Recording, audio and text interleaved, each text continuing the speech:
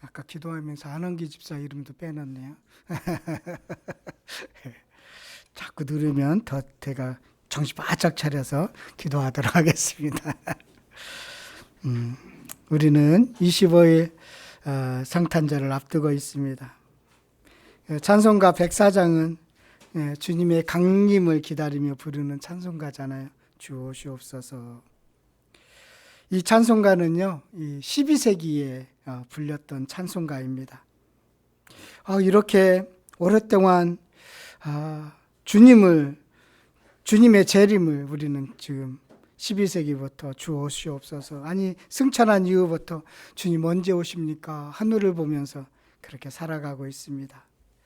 그래서 주님이 언제 오실지 재림하실지 모르지만 앞으로 계속 불려질 찬송가가 104장이기도 합니다. 우리가 성탄절을 맞으면서 주님을 기다린 사람들이 어떻게 하나님을 주님을 만났는지 그것을 배우게 되는데요. 주님을 만나는 길은요, 딱 하나밖에 없습니다. 인간의 노력이나 공로의 결과가 아닙니다. 우리가 지난주 말씀 나눈 것처럼 시몬은 성령의 지시를 받아서 만나게 되었습니다. 마리아는요, 은혜를 입어서 잉태하게 되었습니다. 오늘 동방 박사는 별을 따라서 그렇게 인도하심에 따라가면서 만나게 되었습니다. 하나님이 길을 열어 보이실 때 주님을 만나게 됩니다. 여러분들의 마음속을 확 열어서 진리의 말씀이 그렇게 믿어지고 그 말씀의 은혜대로 살아가는 복을 누리시기를 바라겠습니다. 너희들이 개맛을 알아, 그런 거 있지요? 마찬가지로 그거 누리는 사람은 너희들도 한번 해봐, 이렇게 조언할 수밖에 없다라는 것입니다. 오늘 본문은요, 이 땅의 사람을 세 분류로 구분하고 있음을 보게 됩니다. 이 땅에 그 당시나 예수님 태어날 당시나 그 이후나 지금 우리가 살고 있는 시대나 크게 세 분류로 구분할 수가 있는 것입니다. 헤롯과 같은 사람, 또 대제사장과 서기관과 같은 사람들, 동방박사와 같은 사람들, 이렇게 세 분류로 그렇게 나누어집니다. 두 부류는 예수님을 만나지 못했고 한 부류는 예수님을 만났습니다. 그러면 두 부류, 예수님을 만나지 못한 두 부류를 먼저 생각해 보고자 합니다. 왜 이들은 예수님을 만나지 못했을까요? 첫째로요, 세상의 것을 좋아하면 예수님을 만나지 못합니다. 세상의 것이 너무 좋아요. 그러면 예수님을 만나지 못합니다. 헤롯 왕이 이에 해당됩니다. 유대인과 에돔 사람 사이에 태어난 헤롯은요, 에돔 사람인데, 에돔 출신인데 아주 골모술수가 능해서 유대인의 다스리는 왕으로 인정받았습니다. 로마에게 많은 그 뇌물도 바치고 아부도 하고, 그래서 왕의 칭호를 받고 그렇게 이스라엘을 다스렸습니다. 그는요, 권력이 너무 좋아하는 사람입니다. 세상을 너무 좋아하는 사람이에요. 그래서 이스라엘 백성들에게 환심을 사기 위해서요, 수르바벨 성전을 증축합니다. 그러니까 리모델링을 해요. 지금 이스라엘에 남아있는 통곡의 벽이 있죠. 그것이 바로 헤롯이 증축한, 그 무너졌지만 남아있는 증거입니다. 그래서 그 예수님의 제자들도 성전 기가 막히지 않습니까? 라고 할 정도로 유대인들의 환심을 사기 위해서 많은 돈을 투자했습니다. 그러면서 그는 왕권에 대한 집착이 대단했어요. 왕권. 그래서 왕권에 도전한다라는 느낌만 와도, 느낌이 오자 그 아내도 죽여버렸습니다. 느낌이 오자 자식들도 죽였습니다. 그래서 어떤 말이 있을 정도냐면, 차라리 헤롯의 자녀가 되는 것보다 어떤 집에 돼지로 사는 게 훨씬 낫다라고 할 정도로 이 헤롯은 아주 세상 권력에 집착한 사람입니다. 세상을 너무 좋아했습니다. 권력을 누리는 것을 너무 좋아했고 그것을 원했습니다. 그런데 어느 날 동방에서 온 박사들이 유대인의 왕이 어디 있느냐고 물었습니다. 충격을 받았지요. 그래서 헤롯 왕은 사람들을 소집합니다. 지금 이때가 노년입니다. 그 다음에 죽어요. 그런데도 권력에 이렇게 집착하고 있습니다. 그래서 동방박사를 어떻게 불렀어요? 자, 동방박사를 이렇게 보면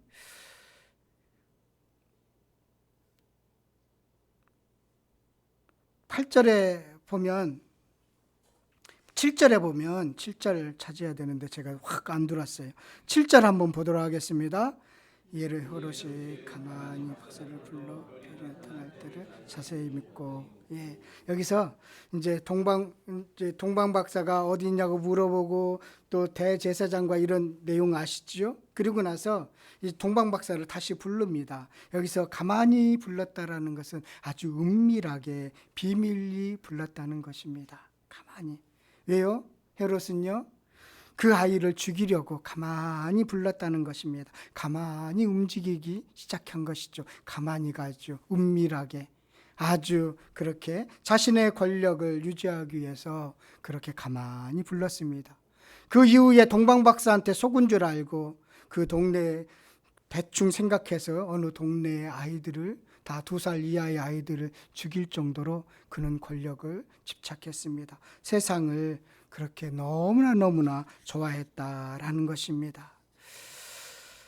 그러면서 가만히 부르면서 겉으로는 아닌 척합니다. 그렇죠? 경배하겠다라고 합니다. 자기도 경배하기 위해서 그렇게 물었다라는 것입니다. 겉으로는 아닌 척하지만 속으로는 그 권력에 집착하는 그 모습을 볼 수가 있습니다. 겉으로는 착한 사람처럼 보이는데 속으로는 아주 우매한 사람들이 있죠. 가만히 불렀다라는 것은요, 배신하는 사람들은 보면 가만히 아주 조용히 움직이는 경우가 참 많이 있습니다. 그처럼 겉과 속이 다른 사람이었다는 것입니다.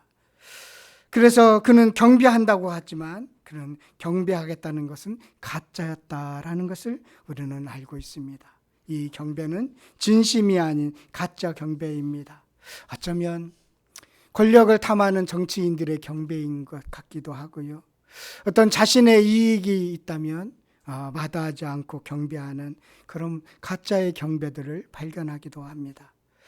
이 헤롯의 경배는 경배가 아니라 죽이기 위해서입니다. 겉과 속이 다른 경배입니다. 헤롯은 왕의 자리를 지키기 위해서 경배를 이용해서 예수님을 죽이려고 했다라는 것입니다. 하나님은 이처럼 겉과 속이 세상을 좋아하는 이 사람들은 주님을 만날 수 없다라는 것을 우리들에게 가르쳐주고 있습니다. 헤롯은 하나님이 잠시 맡긴 그 세상의 권력, 잠시 맡겼을 뿐인데 그 권력에 취했고 너무 좋아했습니다. 하나님이 여러분들에게 잠시 맡긴 것을 너무 좋아했고 너무 즐기고 너무 바쁘면 예수님을 만나지 못한다라는 것입니다.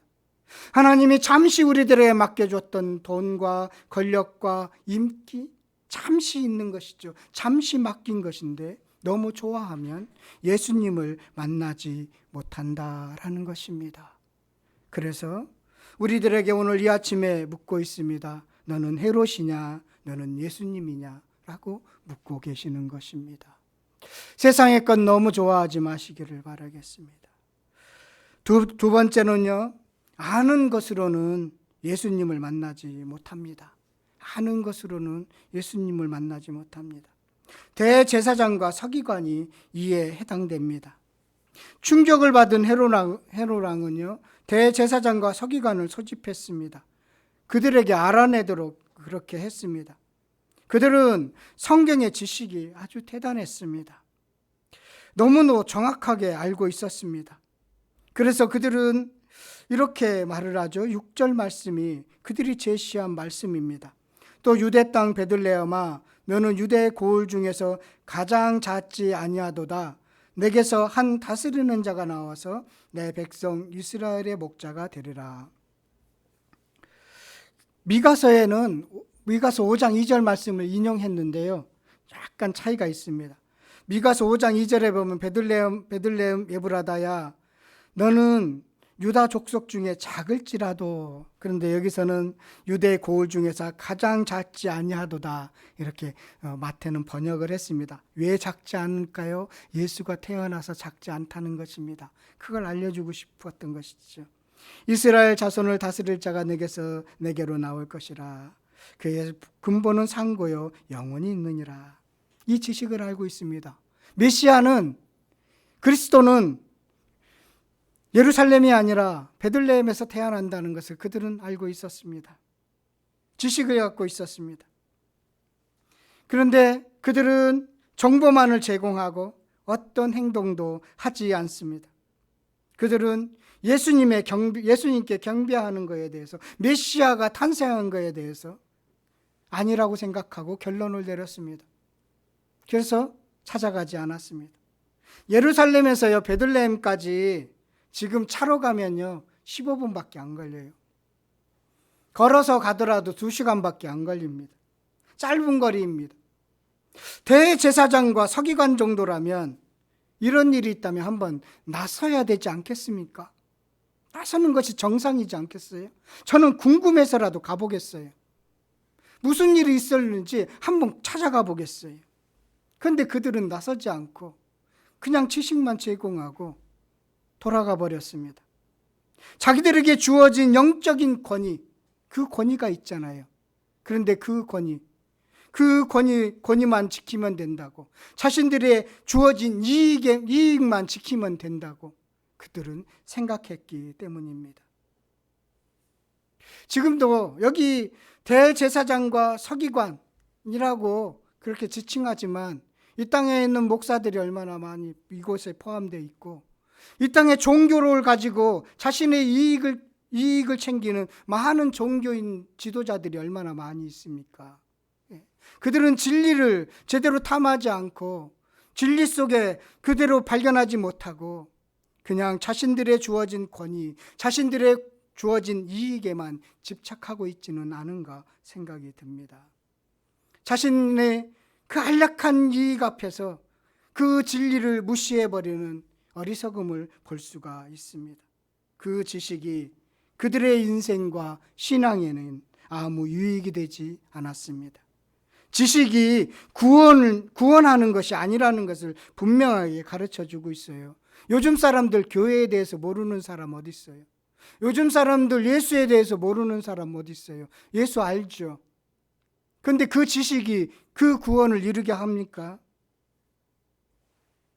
지금도 성경 지식만 있는 목사, 장로, 교수들이 얼마나 많은지 모릅니다. 그 지식이 그의 영혼을 구원하지 못하고 예수를 만나지 못하게 합니다. 그들은 지식의 유익은 줄 수 있지만 생명을 이루게 하지는 못한다라는 것입니다. 그래서 생명에 이르지 못하는 말씀은요, 무엇에 쓰는 줄 아세요? 겁주고 겁박하는 데 씁니다. 생명에 이르지 못하는 그 말씀은 어디에 쓰는 줄 아십니까? 정죄하는 데 쓰입니다. 죽이는 일만 일삼습니다. 예수님을 만나지 못한 까닭입니다. 그래서 지금도 이렇게 우리들에게 묻고 있는 것이죠. 야, 지식이냐 행동이냐 라고 우리들에게 묻고 있는 것입니다. 지식이면 머물러 있지 마세요. 다 아는 것처럼 착각에 빠지지 마세요. 나는 많은 것을 알고 있어, 착각에 빠지지 마세요. 예수를 만나면 겸손히 주님을 따라가게 되어 있습니다. 그렇다면 셋째로, 인도하심을 따라가면 예수님을 만납니다. 여러분들은 이 세 번째에 해당되는 줄 믿습니다. 오늘 말씀, 인도하심을 따라가면 예수님을 만납니다. 한번 따라해 봤으면 좋겠습니다. 인도하심을 따라가면 예수님을 만납니다. 첫 번째, 두 번째는 여러분들이 안 들어도 돼요. 그런 종류의 사람들이 있다라는 거예요. 그런 분류의 사람들이 있다라는 것입니다. 오늘 인도하심에 따라가면 예수님을 만나는데 동방 박사가 이에 해당됩니다. 동방의 박사들은 페르시아 제국의 박사들입니다. 그런데 주로 바벨론에서 살고 있는 그런 학자들이고 점술가이기도 합니다. 천문학자이기도 하고요. 그래서 꽤나 영향력을 갖고 있습니다. 존경받는 사람입니다, 이들은요. 그런데 이들이 어느 날 하늘을 관측하는데 특별한 별을 발견하게 됩니다. 아주 특별한 별이에요. 평소에 발견하지 못했던 특별한 별이 나타난 것입니다. 특별한 별, 이게 특별한 왕이 나셨다는 것은 아닌가, 그렇게 추측하게 됩니다. 추측하는 거예요. 이상한 게 생겼으니까요. 이런 추측이 가능한 이유가 있어요. 이들은요, 어떤 영향을 받았느냐면 남유다가 멸망하고요, 이 남유다 그 바벨론으로 유다의 많은 사람들이 끌려갔죠. 다니엘도 끌려가고 포로로 갔습니다. 에스겔, 에스라, 느헤미야 이 비롯한 많은 이스라엘 포로민들이 바벨론에서 살았습니다. 그들은 바벨론에서 살면서요, 우상은 아무것도 아니었구나 깨닫게 됩니다. 그러면서 하나님만을 진심으로 섬겨야 되겠구나 라고 생각하면서 율법을 연구하고 성경을 집대성합니다. 바벨론에서 시편이 집대성 되거든요.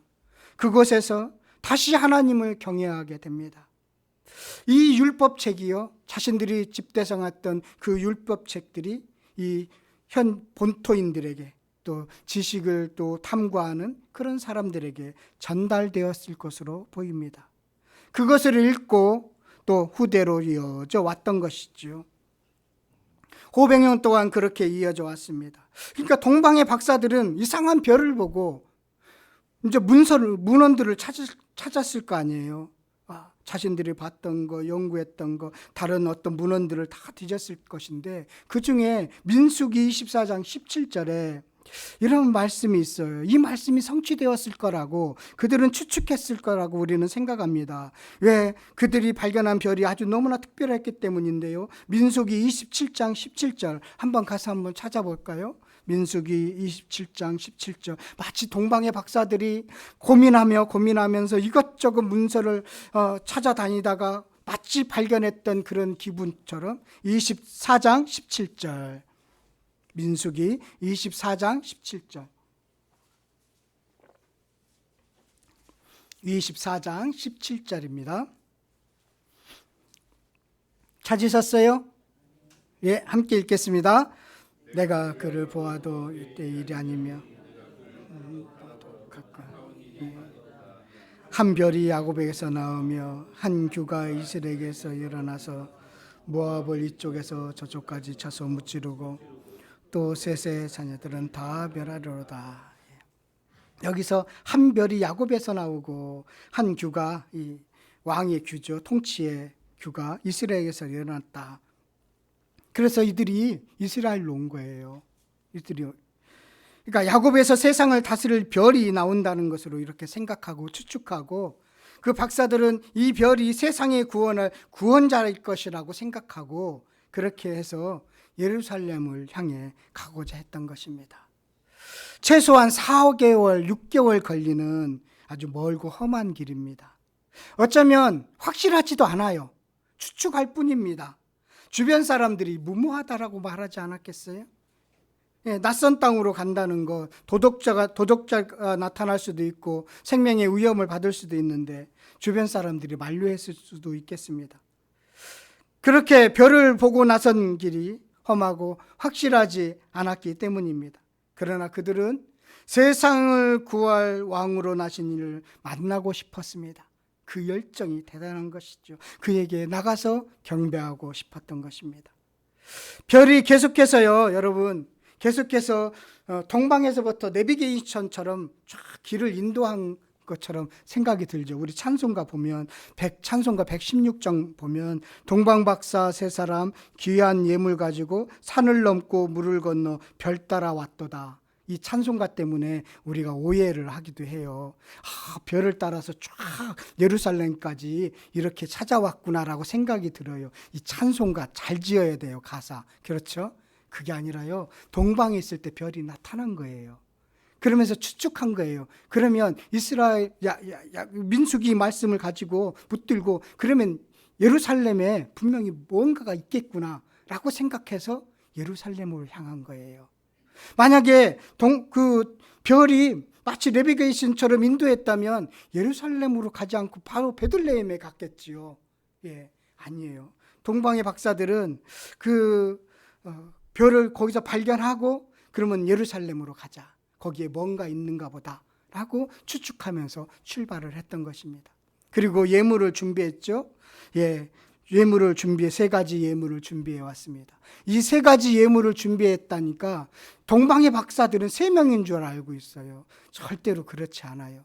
3명이 거기로 올 수가 없어요. 최소한 한 번 움직이려면 20명, 30명 정도는 돼야 그나마 생명의 위협에서 벗어날 수가 있어요. 지켜주는 가이드도 있어야 되고요. 그 음식 같은 것도 이런 것도 가지고 가야 되잖아요. 그래서 예물이 3가지인 것이지 동방박사가 3명이다라고는 할 수가 없다라는 것입니다. 동방박사가 더 많은 숫자가일 수도 있다라는 것이지요. 그래서 그들은 동방에서 별을 보았고 별은 더 이상 나타나지 않았습니다. 그래서 2절의 말씀을 보면요. 우리 2절 말씀 함께 읽도록 하겠습니다. 유대인의 왕으로 나신 이가 어디 계시냐? 우리가 동방에서 그 별을 보고 그에게 경배하러 왔노라 하니. 동방에서 그 별을 보고 왔다. 왕으로 나신 이가 어디 계시느냐? 동방에서 이 별, 기가 막힌 별이 발견됐는데 혹시 그런 아주 특별한 아이가 탄생한 것 아니냐? 왕이 태어났을 거라고 생각했으니까 궁궐로 간 거예요. 그들은 상식을 가지고 예루살렘을 방문한 것입니다. 여러분, 우리들을 인도하는 방법이 이거예요. 처음에는 확실하지 않아요. 어쩌면 추측할 수도 있어요. 하나님이 우리를 구원하셨어요. 그런데 추측하면서 또 이 말씀 붙잡고 가면서 그러면서 실수할 수도 있어요. 아닐 수도 있습니다. 그러나 나서면 끝까지 인도하시는 하나님의 은혜가 있다는 거예요. 실수할 수 있어요. 정확하지 않을 수 있어요. 그래서 그들은 예루살렘 궁궐에 간 것이죠. 그래서 소동이 일어났고 그래서 알게 되었습니다. 9절에 알게 되었죠. 베들레헴에서 가던 길이 이제 베들레헴이라는 그 정보를 알게 되었습니다. 자, 이제 예루살렘이 아니라 베들레헴이라고 알게 돼서 이제 출발합니다. 그랬더니요, 9절 말씀 한번 보도록 하겠습니다. 9절의 말씀입니다. 박사들이 왕의 말을 듣고 갈새 동방에서 보던 그 별이 문득 앞서 인도하여 가다가 아기 있는 곳 위에 머물러 서 있는지라. 베들레헴이도 아무리 작은 동네라고 해도 그 집 찾기는 쉽지 않을 거 아니에요. 그러니까 이제는 정확하게 인도해 주시는 것입니다. 동방에서 보였던 그 별이 딱 나타난 거예요. 그래서 그 별을 따라 인도함에 따라 가게 됩니다.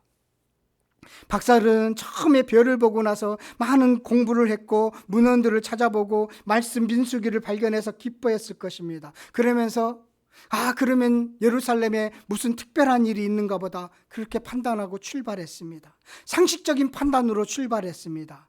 그런데 헤롯 왕이 아니었다는 걸 발견하고 그 다음부터는 말씀에 의지해서 이제 출발하는 것을 봅니다. 말씀을 따라서 붙잡고 가는데, 더 말씀에 확신한 것을 붙잡고 가는데 뭐가 되는 것이죠? 문득 그 별이 나타났다라는 것입니다. 참 구절이 은혜로운 말씀입니다. 생명 없는 왕궁을 떠나갈 때, 생명이 없는 그 왕궁을 나섰을 때 동방에서 보였던 별이 다시 나타났습니다. 문득이라는 이런 표현은 이런 표현이에요. 이런 뉘앙스입니다. 와, 보라, 별이다, 이런 뜻이에요. 너무 기뻐서 표현하는 그런 표현입니다.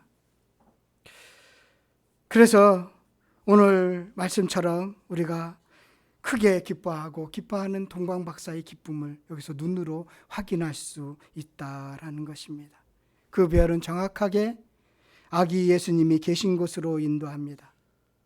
그들이 아기 예수님을 정확하게 찾아갈 수 있었던 것은 상식이 아니라 별을 따라서 주님이 보여주신 성령의 인도하심을 따라서 그렇게 갈 수 있었다라는 것입니다. 말씀에 따라서 가다 보면 성령의 감동을 주시고 여러분들에게 정확한 인도를 하신다라는 것을 알게 되는 것입니다. 그러면서 예수님 앞에 그렇게 그들은 예우를 합니다. 엎드려 경배하고요. 귀중한 선물을 드림으로써 왕으로 오신 예수님을 예우하는 것을 보게 됩니다. 그들이 드린 예물은 이런 의미가 있어요. 황금, 유황, 모략이잖아요. 황금은 왕을 상징합니다. 유황은 거룩을 상징합니다. 모략은 시신에 뿌리는 약입니다. 몰약은 탄생한 이에게 어울리지 않는 선물입니다. 시신에 뿌리는 그런 향수이기 때문에 그렇습니다. 예수님의 죽으심을 상징하고 있습니다. 태어나는데 죽으심을 상징하고 있습니다. 그들은 무릎을 꿇고 그렇게 엎드려 경배를 올립니다. 성탄의 기다림은 엎드리는 것이다 라는 것이지요. 엎드리는 것이 복입니다. 겸손히 엎드리시는 은혜가 있기를 바라겠습니다. 그렇다면 인도함에 따라서 아기 예수님을 만났어요. 그럼 아주 달라지는 게 하나 있습니다. 그것을 우리 본문에서 알려주고 있어요. 예수님을 만난 이후에는 변화가 됩니다. 다른 길로 가는 사람이 됩니다. 12절 말씀 우리 다 같이 볼까요? 12절 말씀입니다. 함께 읽겠습니다. 그들은 꿈에 지심을 받아 다른 길로 고국에 돌아가느니라. 다른 길로 가게 됩니다. 헤롯에 이르는 길이 아닙니다. 예수님을 제대로 만나면 변화하는 것이지요. 인생의 방향이 달라지는 것입니다. 가는 길이 달라집니다. 이 땅의 길에서 다른 길로 가라고 합니다. 여러분 다른 길로 가고 계시죠? 다른 길로 가고 있죠. 그 길은 좁은 길입니다. 찾는 이가 많지 않은 길입니다. 그리고 여러분들이 가고 있는 길이고 우리 모두가 가야 되는 길입니다. 그 길은 주님이 이미 앞서서 가셨습니다. 그 등을 보고 가는 길이 우리의 길입니다. 그래서 그 길은요, 축복의 길입니다. 축복의 길입니다. 오늘 하나님의 인도하심을 따라 살아가는 자, 동광 박사와 같은 사람들, 그런 사람이 바로 저와 여러분인 걸 저는 확신합니다.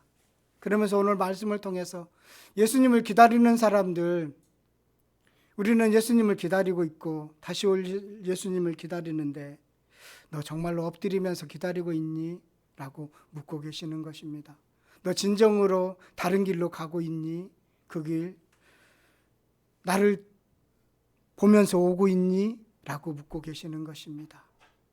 저와 여러분, 오늘 예수님을 만나지 못한 사람이 있습니다. 예수님을 만나지 못한 사람이 있지요. 헤롯과 같은 사람, 대제사장과 서기관과 같은 사람, 이 땅에 그런 사람들이 우리 주변에 있습니다. 그 사람도 예수님을 만났으면 좋겠습니다. 그 사람도 예수님의 인도하심을 따라서 경배하는 자가 되었으면 좋겠습니다. 성탄의 기쁨은 바로 우리 모두가 경배하는 기쁨이기 때문입니다. 저와 여러분 예배자로 삽시다.